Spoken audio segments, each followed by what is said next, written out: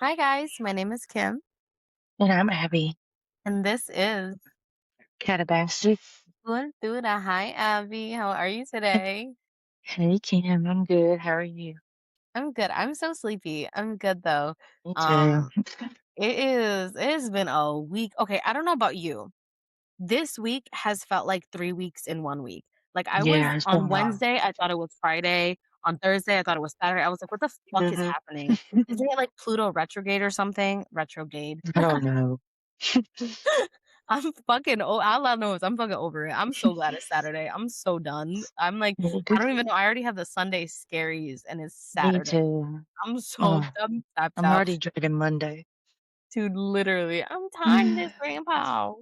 Mhm. So let's make it a good day. Let's make it a good day by talking about some really, really cool shit. So Abby, what are we talking about today? Sacred sites and Greece. I'm so excited for this. There's so many that we could do. I had to minimize it. I had took one off my list. I literally too, I had to shorten all of my notes and I was like, "Oh no, this is gonna be a 2 hour long episode." I was like, Yeah. Let me be smart about this." Oh my god, yeah, I'm so excited. I did a whole bunch of different ones that were like important to like Greek hmm culture as well as like Greek religion. So I'm like, "Ooh, let's see. Let's see. Yeah. Let's put our thinking caps on today." So Yeah, for Abby, what real. did We're doing something so deep, and I'm not on vacation, but obviously not at my house. I know what are you doing right Got now? shit to do. Got shit to do. Got things to do. I know. No, Uh-huh. it's okay. It's Y'all all see right. soon. I know. Oh, I'm so excited. All right. So, Abby, what are we starting with today? I want to start talking with the Dionysus Temple in Naxos, Greece. I've Yes. been loving Dionysus lately so much, and what we know of his cult and stuff just fascinates me. Yeah, it's Because incredible. it's like literally a wine cult, and just grapes everywhere. Everybody's erotic fantasies living out, It's and literally the everybody's level of pouring hedonism. libations. Yep, Yes. so we're gonna start with him first. The Temple of Dionysus was a sanctuary in ancient Naxos dedicated to Dionysus. Naxos was one of the cult centers of Dionysus in ancient Greece, and the sanctuary at Naxos was one of his main temples, along with the temple in Thebes. I didn't look up anything about the Thebes temple, but I've heard that so much. Yeah. Thebes. I feel like that name comes up so much. Let me see. Let me see Um, where it. While you're talking, I'm just gonna see where it is. yeah. I'll be curious to know. The sanctuary or the site of the sanctuary was a place for a fertility cult. As early as 1400 BC, several temples were constructed on the site prior to the final temple. If it was still in use by the 14th century CE, the temple would have been closed during the persecution of the pagans in the late Roman Empire, when the Christian emperor issued edicts prohibiting non-Christian worship. The site has been subjected to excavation since 1986. Gosh. Yeah, so I guess there's still people doing it. Um, the cult of Dionysus was rife in ancient times in Naxos. Dionysus was generally much loved by ancient Greeks, as he was the god of wine, celebration, and fun. It was believed that he lived in dense forests and always was wine drunk. According to mythology, when Theseus abandoned Ariadne on Naxos, Dionysus saw her and fell in love with the young, beautiful lady. At first, Ariadne did not like the god and tried to hide in the intense greenery of the island, but Dionysus found her. They got married, and Ariadne became a goddess. To honor their god, the residents of Naxos built the Temple of Dionysus that partly survives today in the position of Iria, close to Glenada village and about 5 kilometers from Kora. Scientists believe that religious activity in the area started in the 13th century BC during the Mycenaean era, and four successive temples were built in that area. Not in the area, in the era.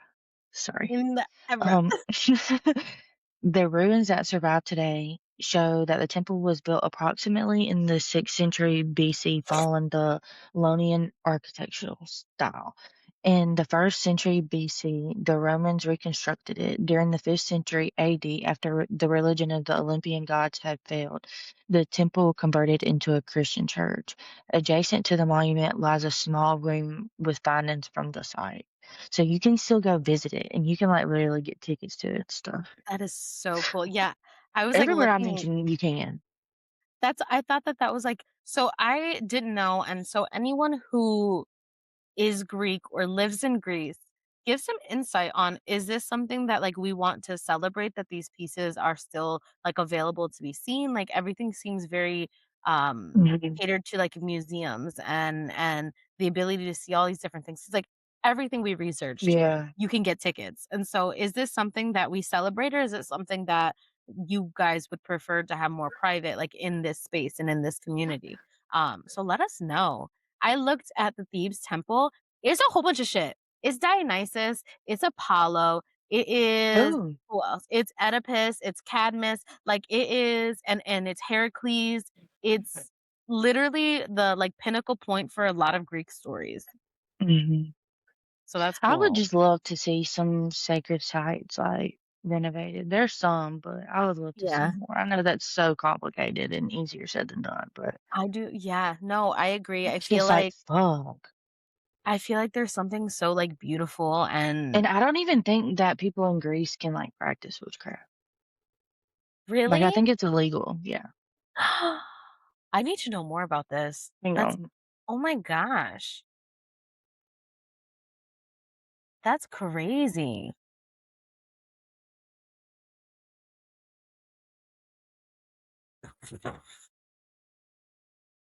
Ooh, okay. Witchcraft is no longer illegal in Greece. In 2026, the Supreme Court of Greece issued a landmark ruling that decriminalized witchcraft and related practices, provided they are carried out lawfully and without infringing on others' rights. Oh my gosh, 2026? Holy Yeah. shit. Why ain't nobody talking about that? That's That's crazy. insane. I never heard. I First of all, I didn't even Yeah. know that in Greece it was, illegal to practice. I didn't know Mm, that. Oh my yeah, gosh. that's Well, I mean, not crazy. anymore. Yeah, That's crazy. that's so I interesting. knew it was. I was like, They I'm got shocked. like, Greece is home to Circe.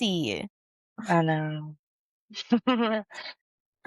Okay, Yeah. well, I'm really happy. I'm Because I glad that met some finally. people that are, like, from well, I know Turkey's not, like, in Greece, but even there. And then I met, like, that same person that I knew from Turkey, like, knew people in Greece too. Yeah, and And they she were was like, like, "No, "It's that's not, like, a thing." But she did. Obviously, I'm not gonna that's." say her name, but Yeah, mm-mm. yeah. Hypothetically speaking, Yeah. allegedly. I don't even know what Yeah, you're talking and about. they, like yeah, yeah. I'm not gonna That's yeah. that's It's wow, that's insane. really interesting. That's really Yeah. interesting. Anybody who has more insight, please let us know. Send us a message, Yeah. please. I would love to learn more Mm. about this. Um, let's see.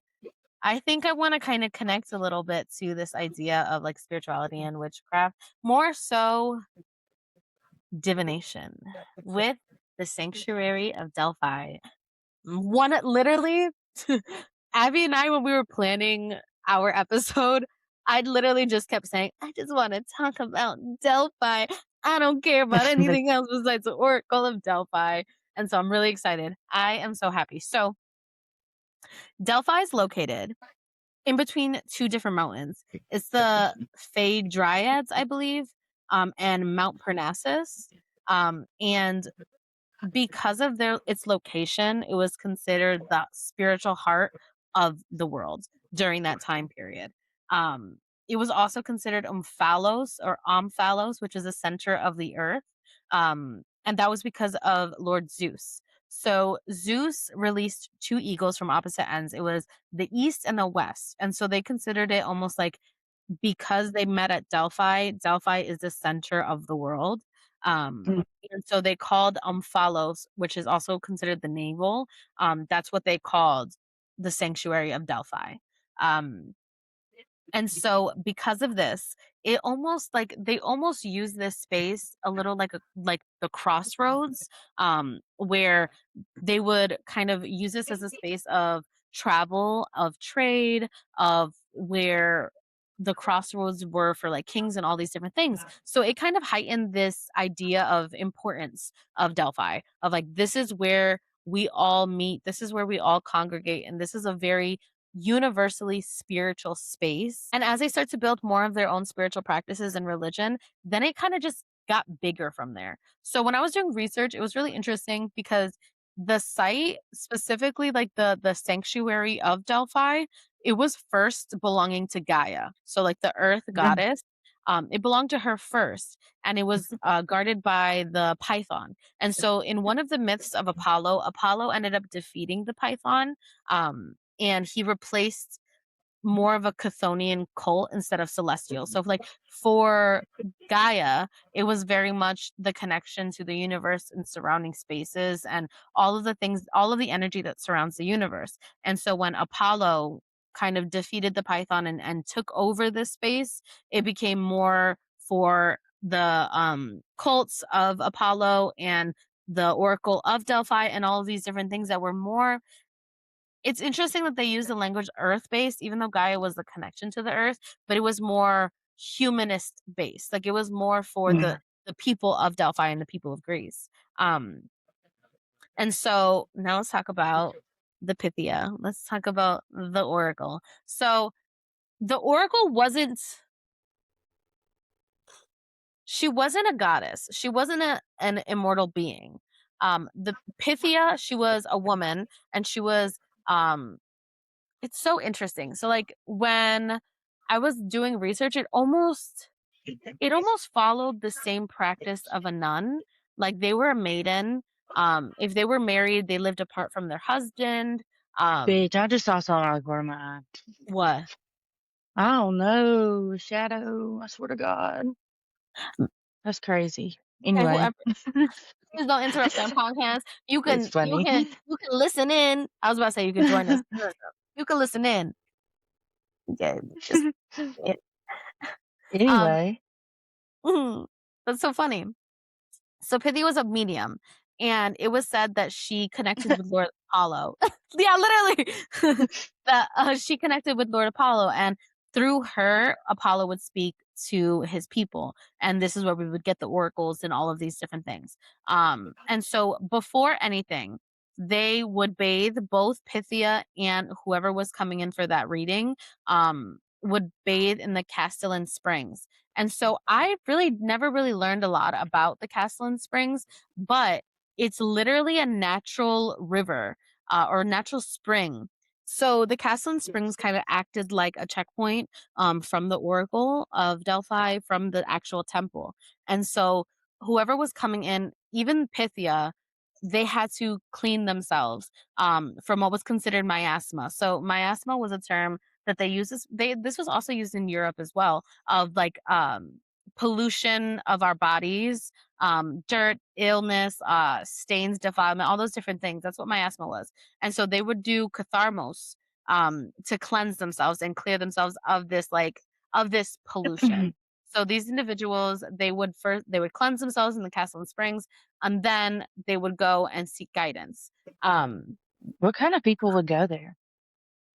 Anybody would go there. So um, you can be a pilgrim, you can be any kind of I individual, noticed you that can word a be lot. I was like, pilgrim, interesting. right? So for Yeah. me, when I was looking at it, because I mean, if we think about like Greek historically, like it was a big melting pot, but Yeah. even within this melting pot, there was always still like a social hierarchy. So like there would be like And like, serfs, you know king, how literally Egyptian people like would go to Greece and learn, and then yeah, like Greek people would go to Egypt and learn. I was like, yeah, what the fuck? yeah. I But learned that like a couple months ago. I was like, that's crazy, there was but it makes still that sense. it was still the big level of like racism and classism, and there was still a lot of social inequities within Greece, primarily like with women and anybody other. So whoever wasn't Greece, whoever wasn't Greek. Um, but literally anybody can go see the oracle. Anybody can go see Pythia. A lot of kings, lords would go right before war or before they would decide to enact war. Like it was a very popular place because everybody sought guidance from Lord Apollo. Um, But first they do the purification, and then there's always a type of sacrifice, usually with sweets. It was usually like cakes and pastries, and also a sacrificial animal, and that was all for Lord Apollo. And then there's this idea, it's called the descent, which I thought was really, really funny. That it's called the descent because it's just like I think it's like an ode to Persephone. Um, but Pythia would enter the temple. She would drink from the Castus spring, and then she would sit. And so this is where, personally, I don't have qualms with, but a lot of historians and archaeologists kind of found some controversy with this because she would then like chew laurel leaves, which is a hallucinogenic, um, Mhm. and then she would enter this meditative state. And so the controversy with that is like, oh, well, she was high. She was either high from that or the methane gases because of the faults, like because of the foundation of the mountain. Um, but like, okay, I'm the type.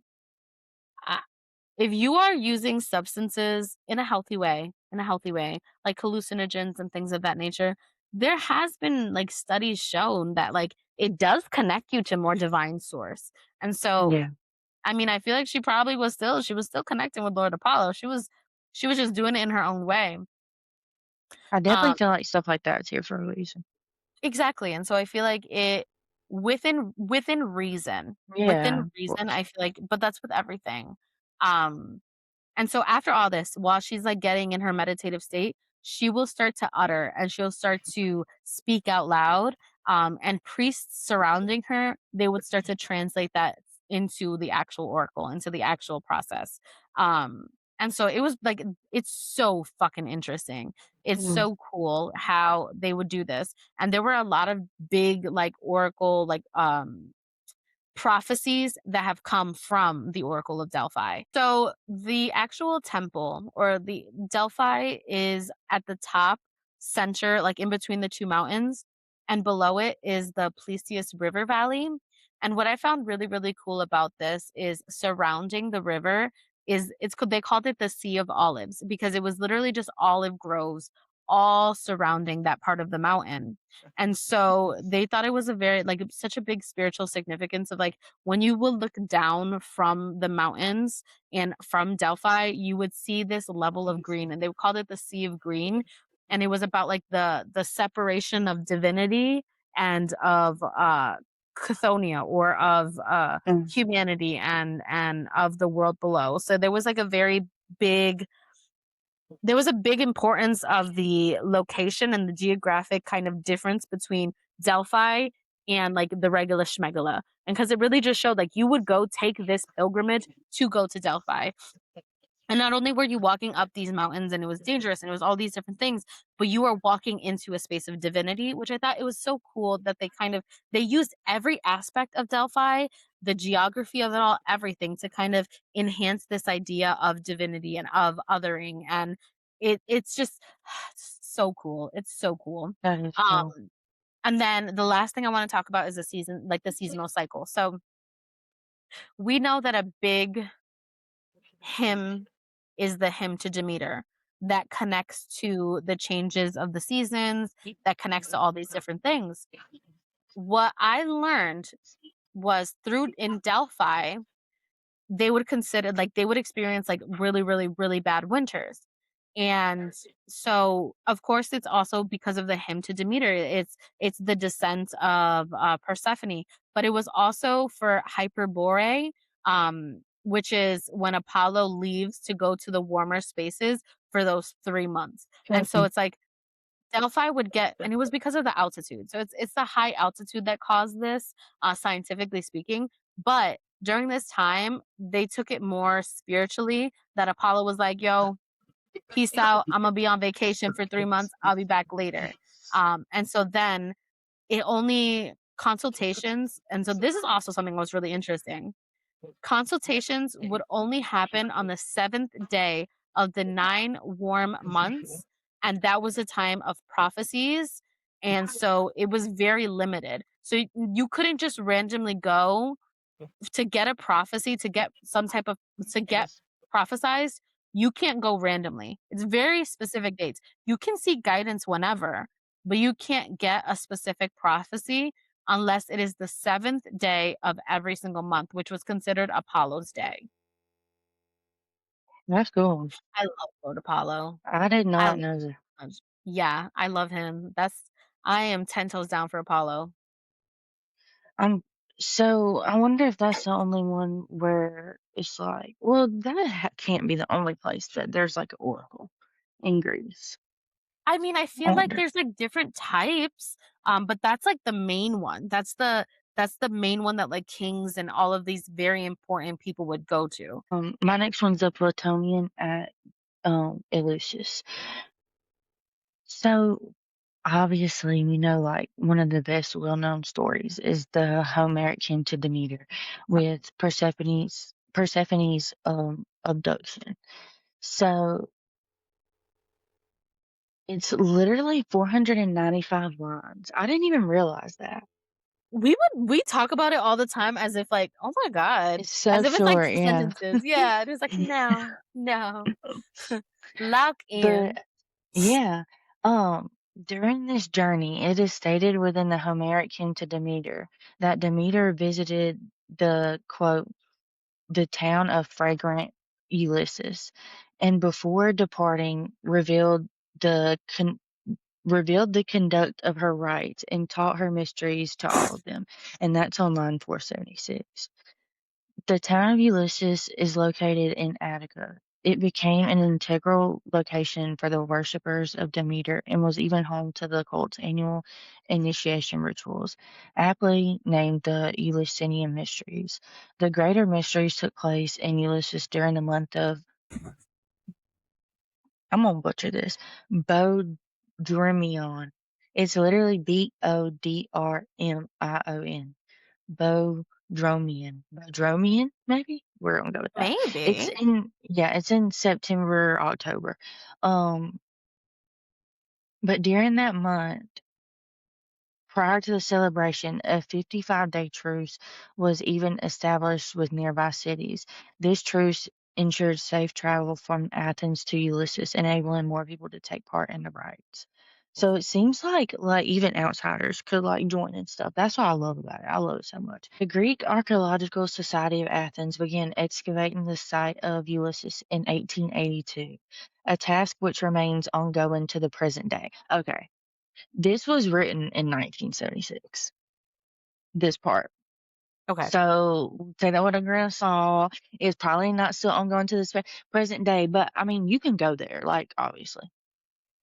But the Plutonian specifically is located at the northeast foot of the Acropolis Hill and consists of two shallow caves naturally formed in the rock. Six steps protrude from an aperture in the smaller caves. This rock-cut stairway leads outside to the Plutonian enclosure, where a deep well-like pit is located. Scholars tend to associate this pit with cult-related activities, not cult-like, cult-related activities. Meanwhile, the larger cave contains a small rectangular cellar temple. The temple is dated to the 4th century BCE and incorporated the remains of an earlier temple in the same spot from 6th century BCE. So that's what I'm like, wonder what was there before that. I don't know if we Right? know. I don't think we know. That's so interesting. So do you feel like it was just, like, it was found and then just created within there? Or do you feel like it was something that somebody, like, conquered? I don't think they probably conquered it. I probably feel like the beliefs and what they found out like over time evolved because like every cave, which I'm pretty sure I talk about, every cave like in ancient Greece was considered like to be like a portal to the underworld. Yeah. And like cenotes, like that's But like another also, like, thing. It's like cenotes, a we talk running, yeah, it's a yeah, running theme. Ah, yeah. So, I feel like it was probably they looked at it as an underworld, like probably before that anyway, yeah. and then like it evolved. Maybe this is all speculation. Now, I will say I have taken classes, or I'm in classes where they like talk about as much as they know, and it's like very lecture forward. Like it's so good, it's so good. I'm gonna link it. It's by Jess. Stiora, I wanna say is her last name. Okay. Yeah, but it's my, like, Persephone class, and she oh my gosh, like, I've learned so much, and her and Angelica even did, like, a whole Ulysses, like, class before. I didn't Yeah. take that, but they explained, like, a lot about it, like, stuff like, we don't know everything, obviously, because it's, like, a mystery cult, No. but Yeah. they get damn near close to it. But, the Homeric hymn to Demeter still does not identify the exact location of Hades' descent to the underworld. Still, there has been historical speculation regarding which geographical location may have been believed to contain the passage to Hades, utilized to transport Persephone from her mother's realm to his own. In addition, the writings of Pausanias, the Orphic hymn to Pluto, names Ulysses as the location of this passage to the underworld. And I'm going to read a little bit of it. It says, Hi, it Kristen. says, he said, "Hey, Christine." I know. I just walked by while y'all were. She said, or it says, Eubulius, you once took pure Demeter's daughter as your bride. When you tore her away from the meadow and threw the sea upon your seeds, you carried her from an attic cave in the district of Ulysses, where the gates of Hades are. So we have that in the Orphic hymn to Pluto. It's like different. I think different writings say different things. Yeah. Which is we know It like probably evolves perception. with time. Yeah. Yep. Yeah. That's Okay. interesting as hell. Like I was mentioning earlier, yeah, there's more. The Plutonian at Ulysses is not alone in its alleged chthonic connection. Many cavernous sites in the ancient world were believed to grant direct access to the underworld. There, there are even various other Plutonians, essentially a sanctuary to Hades, like Pluto, Yeah. in locations including Hierapolis and Lake Avernus. I've never heard of Lake Avernus, so I want to do some research on that. We gotta do an episode like this again, for sure, because there's Part so two. much. There's I so was like, much. "I don't wanna cut it. I don't wanna Yeah. cut it." I had to cut so many things and I'm like, I had to cut the Hermes and Aphrodite temple. We'll do it again. If y'all yeah. want, y'all got Yeah. it. Yeah. But, Yep. yeah. But the Plutonian at Ulysses may have contained unique functions specific to the Eleusinian religious rites due to its association with Demeter and Persephone as well as Hades. There's an interesting geographical correlation between active seismic faults, like we talked about, Yeah. and significant religious sites not exclusive to the Plutonian at Ulysses, like we talked about. It is suspected that the fault lines were perceived by ancient Greeks as direct points of access to the underworld. Therefore, temples and sanctuaries were built among these fault lines. One similar example, so it's like an easier connection, I Yeah. guess. One similar example of a cave from the ancient world holding religious significance is, guess what?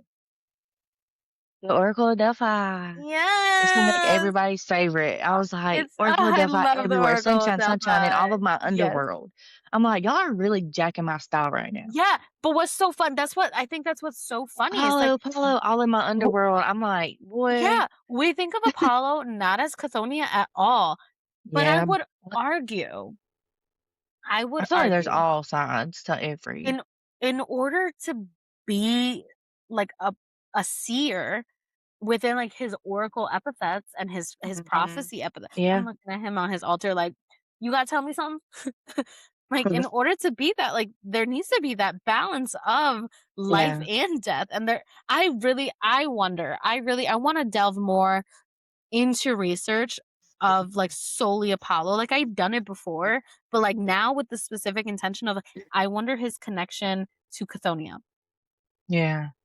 There's gotta be something. There has to.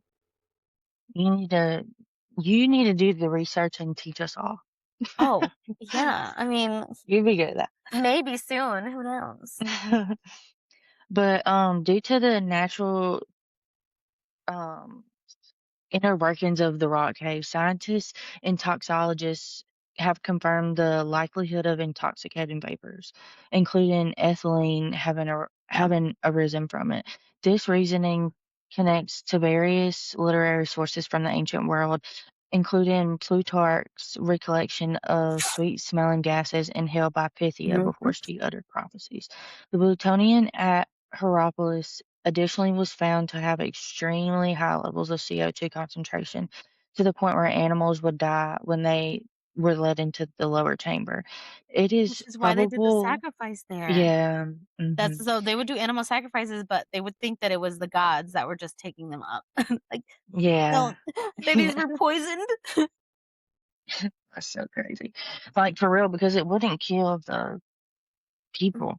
No. It's probable that the harmful effects of natural gases produced by these caves varied in this regard, from deadly to merely euphoric. So, like, they was tripping. It is generally believed that the initiates of the cult to Demeter consumed a fermented beverage called the kykeon at Ulysses directly after fasting for a long period of time. However, some scholars have also speculated that other natural substances may have been at play, contributing to the trance like states the initiates were described as experiencing during the rituals. So they were doing it too, and I fuck with it. Mhm. I I just do want to do it too. too. We just elevate. We just But elevate, yeah, meditate. that's That's the so plutonian. fucking It's cool. so Ah, pretty. That's the what in the flyer I did, like the picture of that cave, that's the plutonian. I'm gonna add some pictures on Mm, our okay. like video. So if you want to see more, like you can go on our Patreon and our YouTube and see like the pictures that we have found in our research. I think that's so cool. I love the cave system and like the the deep meanings that they have for like Yeah. and everything. Like everything had some type of meaning. I think that's what I love so much about like Hellenistic polytheism is like everything there's always a meaning for something. It's that connection to like Right. animism. Okay, so the next one I'm going to talk about is Athens, the Acropolis of Athens. There's so much about Athens. Like think about it like with like the Odyssey, Athena, Poseidon, freaking Nike, I think even Hera. So there's a lot going on in Athens. And it was literally dedicated specifically to Athena. So we talked a lot about it in one of our earlier episodes of talking about the Olympians, where Poseidon and Athena both were competing for Athens, where Poseidon gave horses and Athena gave an olive branch. Um, and so Athena ended up winning. 10 out of 10. So she is the big dedicated matron of Athens. And so the big Parthenon, so which is like really like they would consider it the crown jewel of Athens. It's this beautiful large temple. It was dedicated to Athena Parthenos, which is Athena the Virgin or Athena the Maiden. And then we have the Propelia, which is the gateway. Um, and so this one was really interesting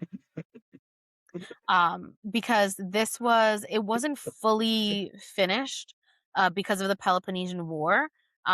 But what it was meant to be, it was really just supposed to be the transition from the secular world to the sacred. So similar to what we talked about with the Oracle of Delphi, how there was that very high elevation to just show the divinity of Apollo and then like the secular or more human approach. And so they tried to do that with the Propelia in the city of Athens. And then we also have the Erechtheum or Erechtheum. This is the shrine dedicated to both Athena and Poseidon, and it's Mm. most specifically in relation to the competition that they had, where they had like it was similar to like the Olympic Games, and excuse me, um, and this is where so did you hear that? Yeah, what was it? That was Oreo and Ophelia fighting. Oh my god. Yeah, we love That's it. We funny. love it. So okay. So the thing I'm gonna talk about next, if you've watched the movie Hercules, you'll know exactly who I'm talking about. The Caryatids sculpted female figures, and it's six of them, serving as architectural columns. So they were called the Muses. Okay.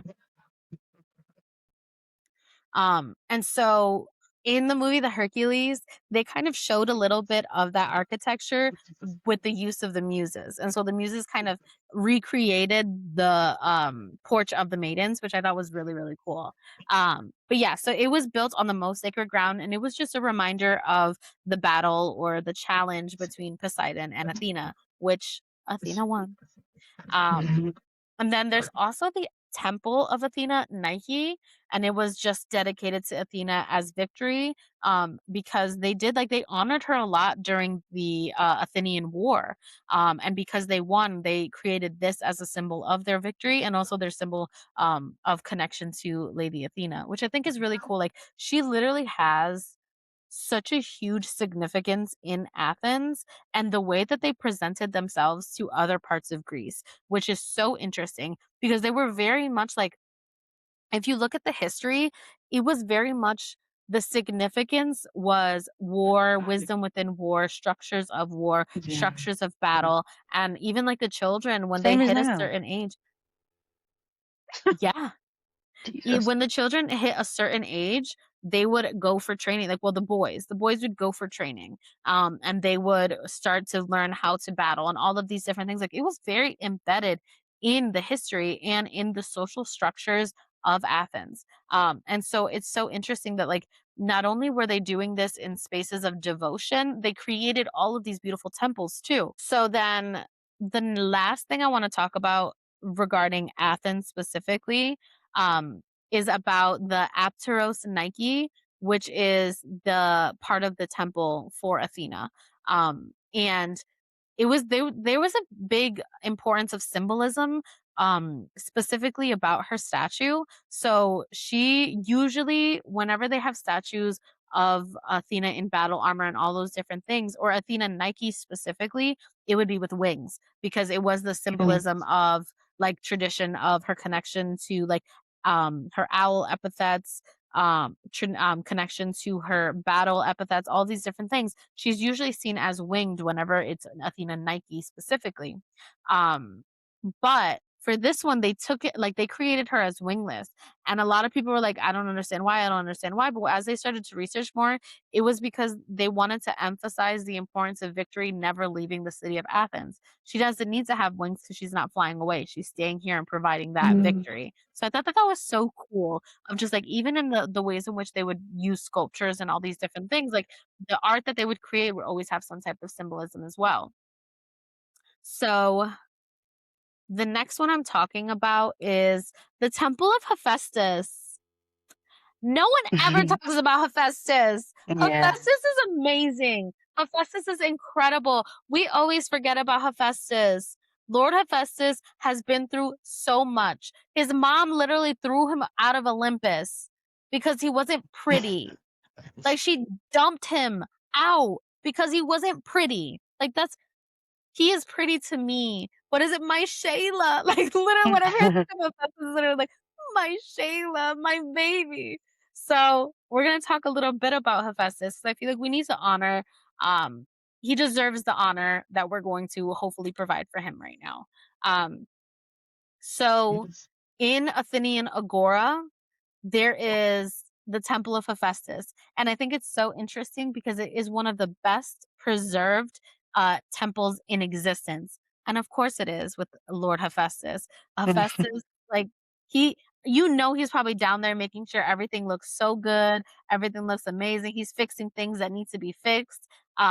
So for those of you who do not know who Lord Hephaestus is, he is the god of fire, metalworking, stone masonry, forages, and he was the craftsman of the Olympian gods. So he was the builder. He was the one to create these foundational developments and all of these different things. And so it was made similar to the Acropolis in Athens, marble and all those different things. And so I didn't know this, but in that temple, not only was it dedicated to Hephaestus, it was also Athena. And so again, it's they loved Athena. Athena was everywhere Yeah. there. But it was for both Hephaestus and Athena, primarily Hephaestus, but you would see a lot of like bronze statues of Athena. It seems like it was from what it was like, kind of the commentary, it seems like it was first Hephaestus, and then they started to bring in bronze statues of Athena, and then create bronze statues of Hephaestus as well. And this was from writers like it was Pausanias that was able to verify that this was both for Hephaestus and Athena. So in his writings, it kind of confirmed that that was what was going on. And then there was also the connection to King Theseus. And so this was also the Theseum temple. And this was where people also believed, they don't know, there's not enough um, evidence to prove it, but there's a belief that King Theseus was buried in this temple. Mm, And so I think that's also very interesting. There's so much like what is it called? Like uh alleged, possibly, yeah, maybe. And that's so interesting because like we have so much material from ancient Greece. We have so much information from ancient Greece. We have so many different things, but because of all of the different perceptions and writings and the hymns, all of these different things, it's really, really difficult to pinpoint the exact nature of certain things, which I think is yeah. also so cool. I think that's so interesting. We have so much, and yet we have so much, but we know so little. Mhm. I agree. You're I next. wish we knew more though. Can't lie, because I'm nosy.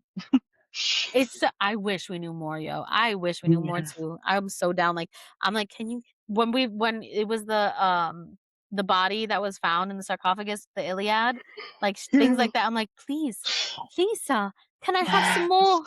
Oh, So funny. Um, my next one is the Necromanteion of Acheron.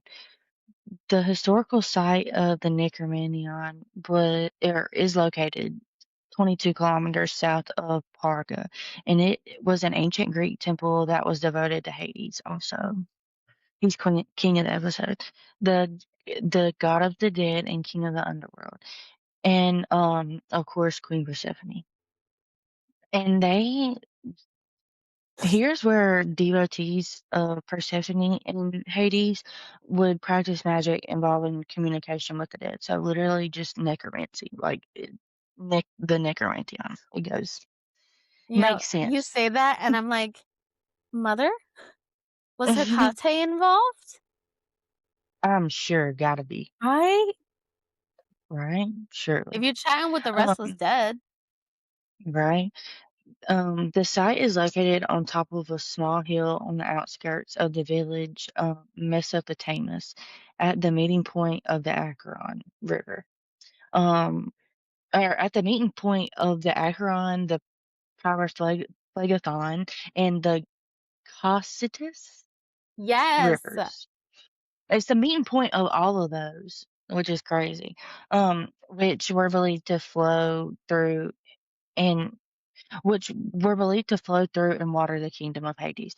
For this reason, it was considered to be the door to the underworld, and Homer's Odyssey refers to it as the world of souls.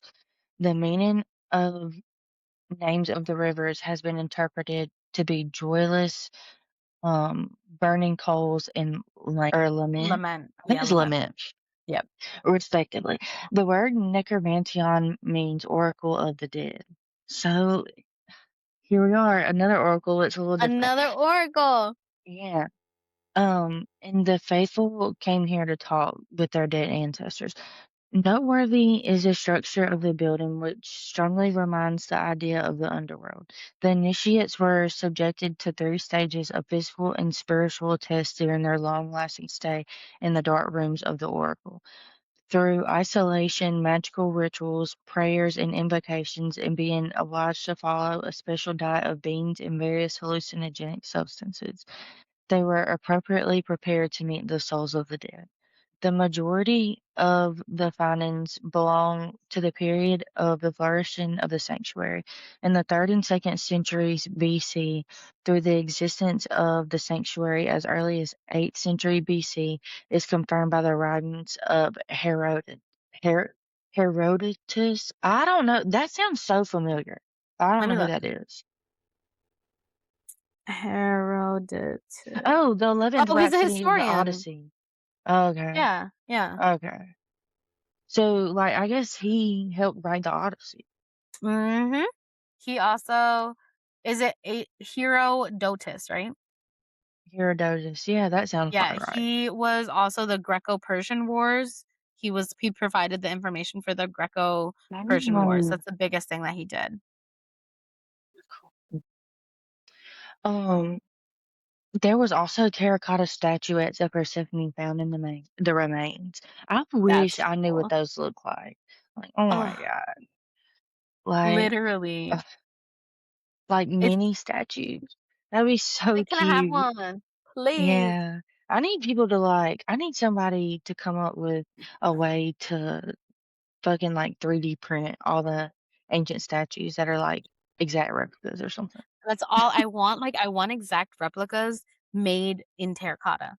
Like, I want, Yeah. like, and they're beautiful, like, if you go on Etsy or if you go on, like, very specialized websites, they're so beautiful. Yeah, There's they just are. not enough. According to recent studies by the Aristotle University of Thalassocene, in the underground room where there is profound silence, the acoustic values approach the audibility of very well soundproof spaces. I think that's so interesting. I guess to make it like, but that's weird. Maybe they didn't. I wonder if they tried to do that on purpose or not. The I don't know. soundproofing.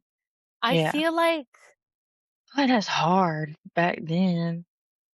It I says feel like that maybe. the reverberation time of the space is extremely low. So then it could be that maybe they chose that specific space because of Yeah, that, because it almost yeah, felt gotta be. almost like holy in a way, because it changes the effect that we how we hear, and so maybe it felt Yeah. like a very, like, divine space. Yeah, when I was researching, I found something that says that the researchers, after many years of research though, like trying to figure it out, they concluded that the space was like deliberately most likely constructed to create intense psychoacoustic effects for the visitor. Yeah, So so that it maybe could like be. the echoes or something like that. Yeah. So it sounds almost as if someone is speaking to you Mm. again. That's But yep, interesting. that's the Necromanteion. Ah, man. See, oh my god. So what you're saying is we need to plan a trip to Greece. Yeah, probably. We need to do an episode where we are Probably. actually in Greece, a vlog of Greece. That'd be so And fun. That'd be so fun. help us get there. Yeah, for real. Yes. Oh my god. So I'm going to finish with ancient Argos and ancient Delos, which of course I started with Lord Apollo, we ended with Lord Apollo because he is just my favorite ever. Okay, so ancient Argos. This is this place was named after Argus, which was the son of Zeus and Niobe.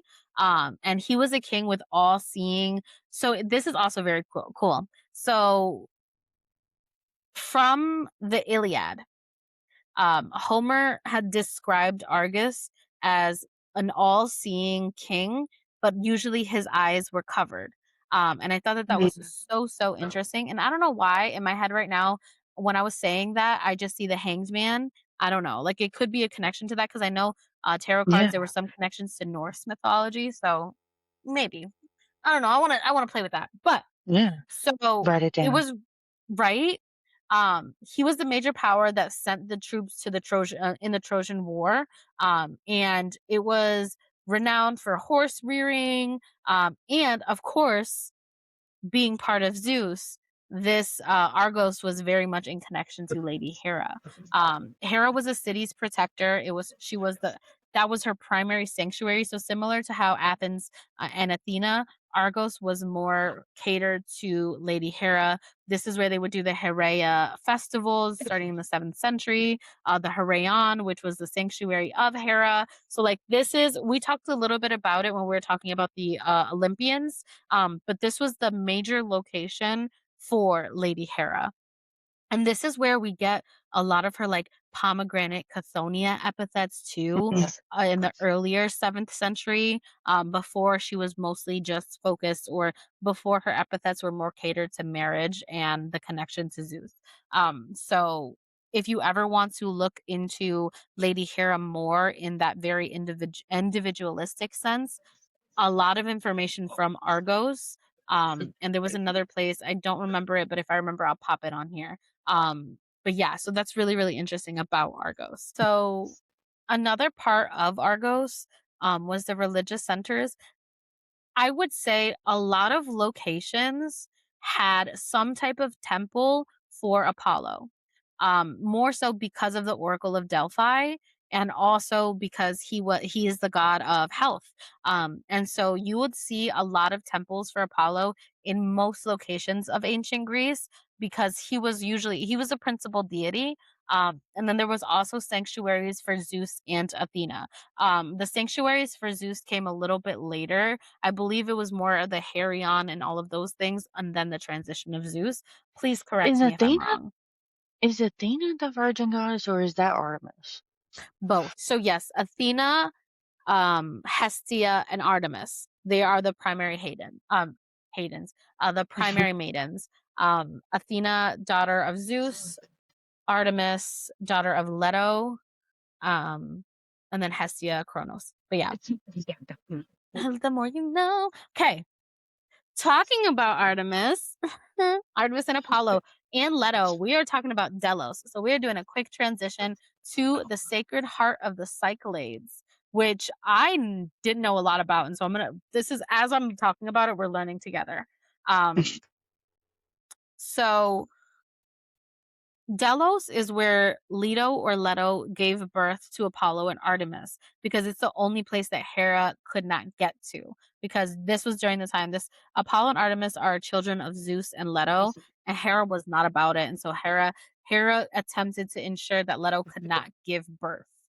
So then they ended up going to Delos. So Leto gave birth to Artemis first, and then was struggling to give birth to Apollo. So then Artemis helped her mother give birth to her brother, which I thought is really beautiful.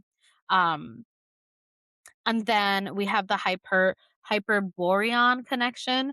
Delos had a big link and connection to Hyperborea, which is the lands connected to what they would consider, which is this is where I found a little bit problematic.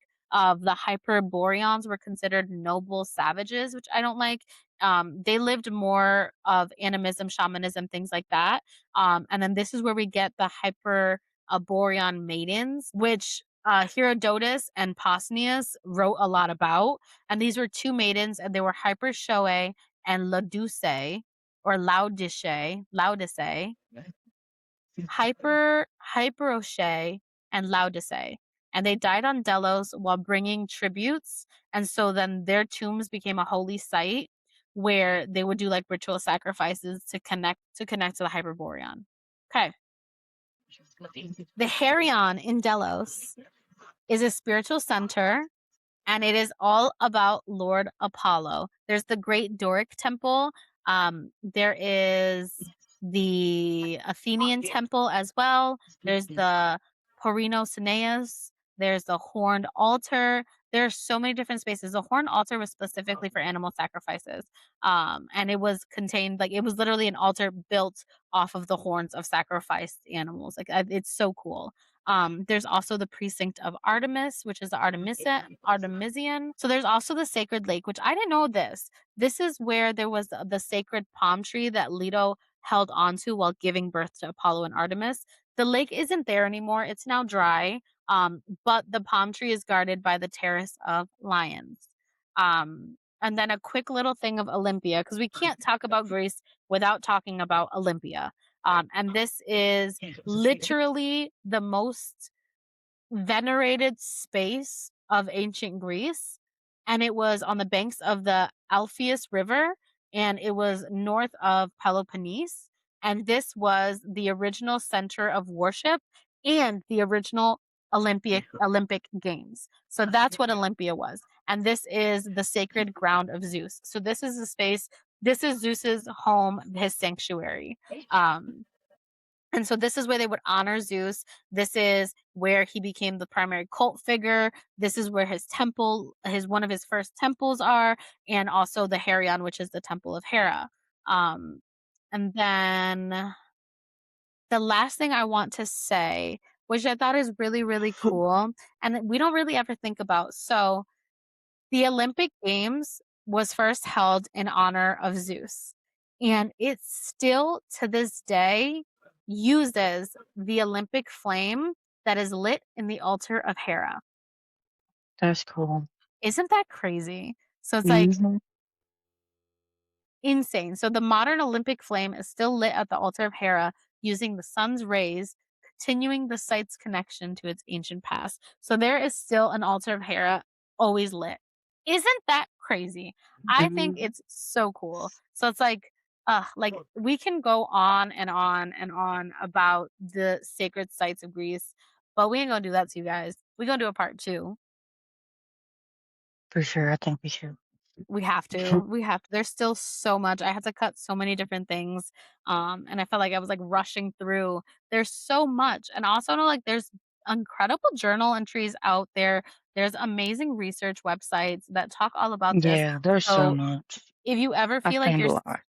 yeah, if you ever feel like you're seeking more, seek more. We are not the end all be all. We are collecting information as learners, as teachers, and we're so excited to keep sharing with you guys. But there's always that importance of opening up your horizons to all this different knowledge.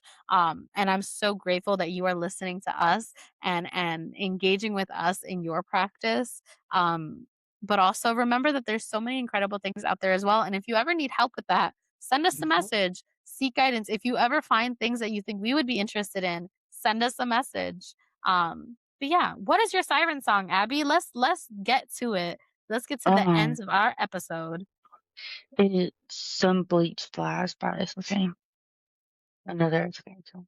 Oh, that's amazing. Yes, yes, yes, yes, yes. I have never heard this one. Sun bleached is it sun bleached flies? Mhm.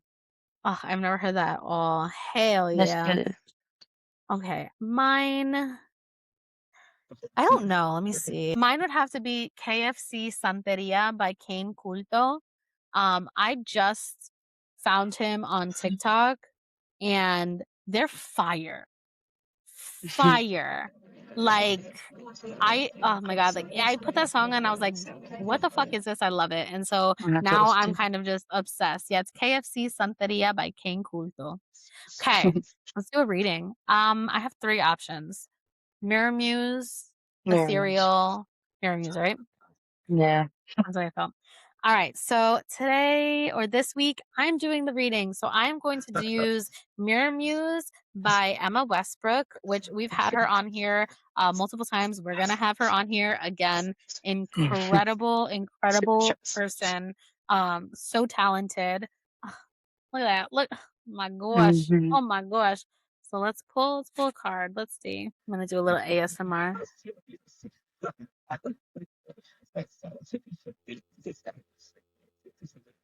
Ooh, we got 2. Ooh.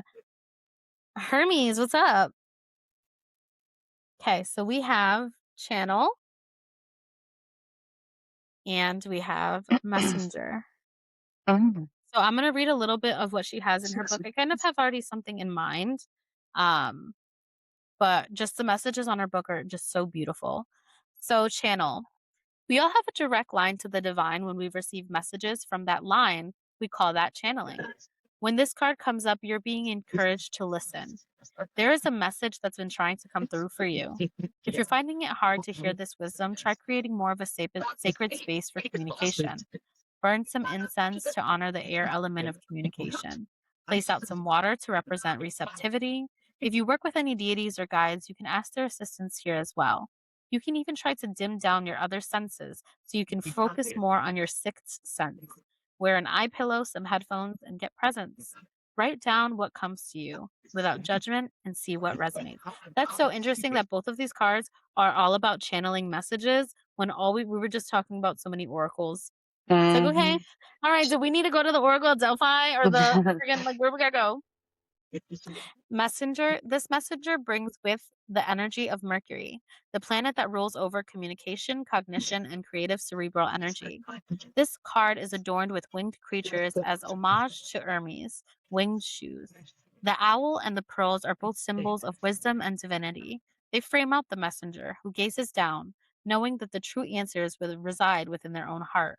When this card shows up, it's a gentle push to express yourself. What have you been holding back? You have so much to offer in your insights. You are filled with wisdom. This card can show up when there is a specific message we need to get off our chest, but it can also be a reminder to generally use your voice more. It's not always easy to share your truth. You can use this card as a talisman to call forth the courage to express yourself with clarity and conviction. So for me, when these two cards came out, it was really about like the intrinsic inner being and our ability to communicate within. Um, this is a call to really connect with your inner self and allow your inner self to guide you to whatever space that you're supposed to be in. Like we carry so much self-doubt and we carry so much doubt from our external all the time. Like there's so much noise all the time. There's all this outside noise, cars honking, music, all these different things that we forget that we have a voice inside too. And so these cards really just felt like a big reminder to listen to that inner voice more. Like there's a reason why it's there. You have so much power within that inner voice and that inner self. It's time to really hone in on that a bit more and allow yourself the opportunity to make decisions based on what you intrinsically need. That's more so what I felt with these cards. They're so like look how beautiful they are. That's Like me. Emma did amazing.